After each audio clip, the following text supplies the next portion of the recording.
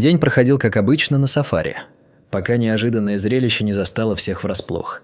Это был самый живописный день, на который только можно было надеяться в дикой местности, где, как обычно, бродили дикие животные. Так продолжалось до тех пор, пока Джордж и Марк, два проводника, издалека не заметили льва, от вида которого у них перехватило дыхание. То, что произошло дальше, ошеломило их. Вид льва был странным, казалось, он искал помощи у проводников. Джордж, не теряя времени, связался с местным экспертом по дикой природе, который был озадачен сложившейся ситуацией. Для него это было впервые. После просмотра ультразвуковых изображений эксперт счел необходимым привлечь местные власти. Но оставался открытым вопрос: что именно поразило льва и что именно выявило ультразвуковое исследование? Все еще? Отправляться в дикую природу для проведения медицинского обследования дикого животного не является стандартной практикой. Но состояние здоровья этого необычного льва беспокоило гидов настолько, что потребовалось профессиональное обследование. За весь их обширный опыт работы в дикой природе они никогда не сталкивались с подобным случаем. По просьбе эксперта власти приняли незамедлительные меры. Стало ясно, что льву требовалась не только медицинская помощь, но и хирургическое вмешательство, поскольку, по-видимому, в его желудке была серьезная аномалия. Эта ситуация вполне могла быть вопросом выживания. Свидетели этих событий были ошеломлены. Они никак не могли предвидеть такого поворота событий, развернувшихся перед ними. В частности, гиды и эксперт по дикой природе были застигнуты врасплох таким развитием событий. Они были полны решимости разгадать эту тайну. Джордж поделился своими впечатлениями о своих взаимоотношениях со львом, упомянув о годах, проведенных им в качестве гида, посвященного охране природы. После того, как он представил свой отчет, из операционной раздались возгласы недоверия. «Я не могу в это поверить!» – воскликнул эксперт по дикой природе. Но что же внутри льва могло его так сильно удивить? Хотя роль гидов имеет решающее значение для сохранения саванны и ее видов, они часто оказываются недостаточно подготовленными к решению определенных задач. Это никоим образом не умаляет значимости их усилий по сохранению природы. Не имея поддержки, гиды чувствуют себя все более подавленными из-за своих обязанностей, не говоря уже о растущем давлении со стороны начальства. Это тяжелое положение не осталось незамеченным внешним миром, что побудило некоторых вмешаться. Таким образом, ставки для него были значительно выше. Оценив ситуацию, Джордж обдумал свой следующий план действий. Было ли это тепловое истощение из-за длительного пребывания на солнце? Нет, дело было не в этом. Он усердно пил воду, чтобы удовлетворить свои физические потребности, поэтому у него не было галлюцинаций. Открывшееся перед ним зрелище вызвало у Джорджа сильное беспокойство, заставив его инстинктивно отступить. Поначалу он держался на расстоянии от льва, не зная, как тот отреагирует на его присутствие. Вид попавшего в беду животного вызвало у Джорджа острое желание предложить помощь. Лев, самый величественный из всех, с кем он когда-либо сталкивался, был ему знаком. Беседа с его начальником устранила все сомнения. Необходимо было немедленно вмешаться. Они должны были избавить животное от аномальной опухоли в животе. Было ясно, что необходимы срочные действия. Осторожно приблизившись ко льву, Джордж присоединился к другим рейнджерам, прибывшим на место происшествия. Было неясно, как лев, существо из Прайда, примет Джорджа. Внезапно внимание переключилось на Джорджа, вызвав волну дурных предчувствий. Не собирался ли лев броситься в атаку? Коллеги предупредили его, чтобы он отступил. Они объяснили, что лев, чувствуя себя загнанным в угол, может проявлять агрессию в качестве защитного механизма, что приводит к непредсказуемому поведению. Именно тогда рейнджеры разработали альтернативную стратегию. Они решили обратиться к ближайшему ветеринару по защите диких животных. Рейнджер, застигнутый врасплох, когда звонок внезапно оборвался, передал совет ветеринара держаться на безопасном расстоянии от льва, чтобы не спровоцировать нападение. Прежде чем предпринимать какие-либо попытки усыпить льва, ветеринар попросил рейнджеров подготовить животное к осмотру. Но прежде чем мы продолжим, найдите минутку, чтобы поставить лайк этому видео, чтобы оно набрало 7000 лайков, и подписаться на канал. Убедившись, что поблизости нет места для безопасного подхода ветеринара, Джордж решил взять на себя инициативу по усмирению льва. Обнаружив это, он был полон решимости проследить за тем, как гладко пройдет операция. Учитывая особое расположение опухоли в начале брюшной полости, казалось невероятным, что она возникла изнутри. Таким образом, ситуация обострилась до более пугающего и тревожного уровня. Все, кто был вовлечен в нее, остались в недоумении. Что за таинственная вещь могла вызвать у этого льва такое беспокойство? Очевидно, лев съел что-то вредное для его здоровья, что потребовало немедленного медицинского вмешательства, чтобы выжить. Права на ошибку не было абсолютно никакого. Однако официальные лица были в растерянности относительно дальнейших действий. Они обратились к ветеринару за советом о наилучшем подходе. Должны ли они придерживаться первоначального графика?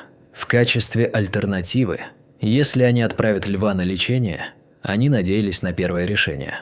Однако поездка на место происшествия стала для ветеринара серьезной проблемой, поскольку она не была знакома с их точным местоположением, а время совпадало с часами пикового движения транспорта. Тем не менее, ей нужно было прибыть как можно скорее, чтобы убедиться, что лев выжил. Один из надзирателей предложил вызвать ветеринара, хотя это и привело бы к задержкам. Тем не менее, в штаб-квартире надзирателя были люди, знающие это место и как туда добраться. Поэтому ветеринар решил пройти в свой кабинет. По прибытии на место проблема задержки стала очевидной и для надзирателей. Их худшие опасения оправдались. Действие транквилизатора на льва прекратилось, и он больше не хотел оставаться неподвижным. Выждав некоторое время, лев попытался пошевелиться. Стражи порядка не были уверены в своих дальнейших действиях. Некоторые из них рассматривали возможность отказаться от операции и вернуться домой, сомневаясь в важности спасения простого животного, которое, вероятно, проглотило что-то вредное. Мнения в команде разделились. Однако некоторые отнеслись к совету ветеринара серьезно, понимая, что выпустить льва на волю в такой момент означало бы его верную гибель. К счастью, эти люди составляли большинство, не желая прекращать свои усилия по оказанию помощи льву. Несмотря на то, что лев двигался медленно, стражи порядка задействовали свои транспортные средства, чтобы помешать ему продвинуться вглубь дикой местности. Болезнь. Их запас транквилизаторов был исчерпан, что помешало дальнейшим попыткам применения седативных препаратов. Однако у ветеринара все еще оставалась доза. Несмотря на это, им нужно было дождаться ее приезда. Когда подошел ветеринар, лев остался там, где его первоначально разместила служба безопасности для оказания помощи. Тем не менее, ситуация явно накалялась, и лев становился все более агрессивным. Сотрудники службы безопасности не решались двинуть свои автомобили, которые были использованы для того, чтобы окружить животное, особенно после того, как лев начал сосредотачивать свое внимание на тех, кто все еще находился внутри их автомобилей. Находясь поблизости, многие надзиратели почувствовали, что их тревога достигла пика, и решили дистанцироваться, уехав на своих автомобилях подальше от все более разгневанного животного. Ветеринар понимал, что необходимы немедленные действия, и считал седативные препараты единственным эффективным средством. Тем не менее, такой подход был сопряжен с определенными опасностями, в первую очередь из-за опасений, что лев может не оправиться после введения седативных препаратов, учитывая его тяжелое состояние. Но неприкрытая агрессия животного убедила ветеринара в его сильном инстинкте самосохранения, укрепив ее уверенность в эффективности седативных препаратов. Следующим ее шагом было осторожно ввести льву транквилизатор. Впоследствии лев исчез из виду. Надзиратели, измученные этим испытанием, были явно измотаны. Некоторые падали в обморок от облегчения, в то время как другие отмечали, что их сердцебиение стабилизировалось после напряженного сценария. Они несколько раз чудом избежали опасности, и их благодарность за каждое спасение была глубока. Затем ветеринар переключила свое внимание на значительную опухоль у льва, которая была основной причиной ее присутствия. Она достала свою медицинскую сумку из большого автомобиля, припаркованного у штаб-квартиры надзирателя, готовясь к предстоящей процедуре. Решив, что необходимо провести ультразвуковое исследование, она, не теряя времени, обратилась в соответствующие органы, ознакомившись с результатами. Присутствие поблизости полиции, которая могла бы оказать помощь, указывало на то, что ситуация складывается необычная. В результате Джорджу пришлось отвечать на вопросы. Почему именно он? Медицинский осмотр позволил ветеринару подтвердить ее подозрения. В желудке льва застрял предмет, который животное не может переварить. Не имея других вариантов, ветеринар понял, что единственным решением является хирургическое извлечение предмета изнутри льва.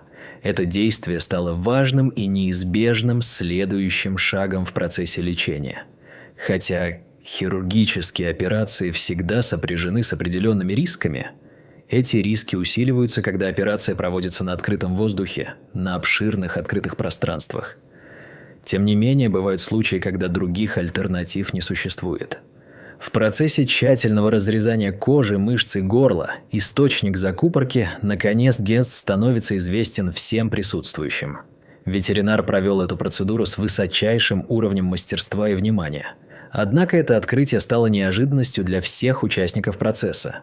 То, что было извлечено из тела льва, оказалось куском непереваренной пищи, которая и вызвала опухоль.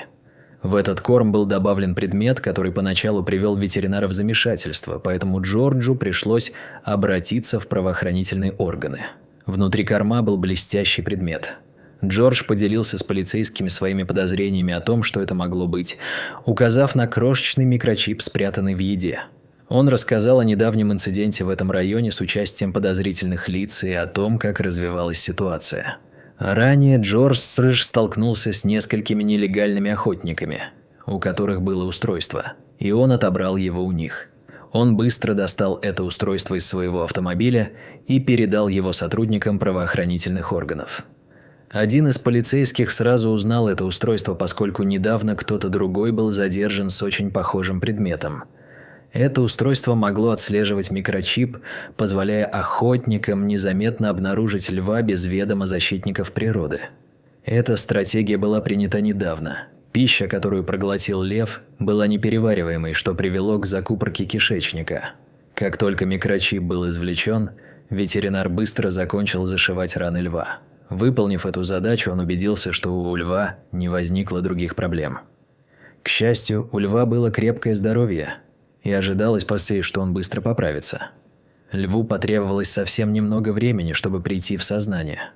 Поначалу он казался ошеломленным и сбитым с толку тем, что произошло. Однако постепенно он начал двигаться с большей ловкостью, чем до операции. Как только лев навсегда ушел в дикую местность, на ветеринара легла последняя обязанность. Он от всего сердца поблагодарил защитников природы за их исключительные усилия по защите как их самих, так и льва. Полиция была полна решимости задержать браконьеров, и в конце концов им это удалось. Что вы думаете о сегодняшней истории?